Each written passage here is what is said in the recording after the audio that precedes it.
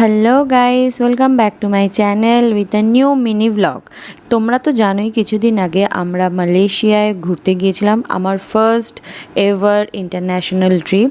তো আমরা মালয়েশিয়ায় ঘুরতে গেছিলাম আর সেখানে জেন্টিং হাই কভার করব না সেটা অসম্ভব ব্যাপার। কারণ তোমরাও যদি বেড়াতে যাও আর তোমরা যদি এটাকে মিস করো তাহলে প্রচুর বড় মিস করে যাচ্ছ। আমি আমার জীবনে প্রথমবার এত রোমাঞ্চকর, মানে ইংরাজিতে যদি বলি, এত অ্যাডভেঞ্চারাস টাইপের জিনিস দেখলাম। এই মন্দিরের জায়গাটা কিন্তু খুবই পিসফুল জায়গা আর সত্যি খুবই দারুণ দারুণ ছবি আসে। আমরা তো জাস্ট ছবি ক্লিক করেছি ফোনেতে, তোমরা চাইলে এখানে কিন্তু ড্রেস রেন্ট নিয়ে নিজেদের মতো করে ছবি তুলতে পারো, ওখানে ফটোগ্রাফাররা থাকে।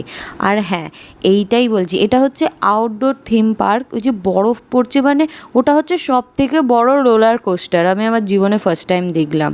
আর এই যে সামনের যেগুলো দেখছো, এখানে অনেক রেস্টুরেন্ট সব আছে। আর এইটা হচ্ছে মলের ভেতরটা।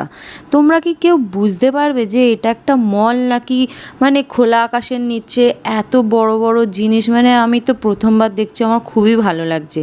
আমরা এখানে ইনডোর থিম পার্কে গেছিলাম, যেখানে তুমি বাইরের মতনই এখানেও কিন্তু অনেক ধরনের রাইডস আছে যেগুলো তোমাদের সবারই খুব ভালো লাগবে। এখানে রোপওয়ে নিয়ে কোনো কথা হবে না, যেন মনে হচ্ছে ডোমজুর থেকে হাওড়া যাচ্ছি।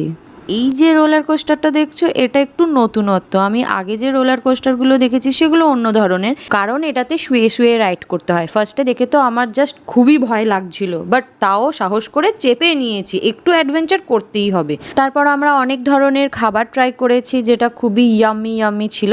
তো আজকের ভিডিওটা এখান পর্যন্ত, দেখা হচ্ছে নেক্সট মিনি ব্লগে। টাটা।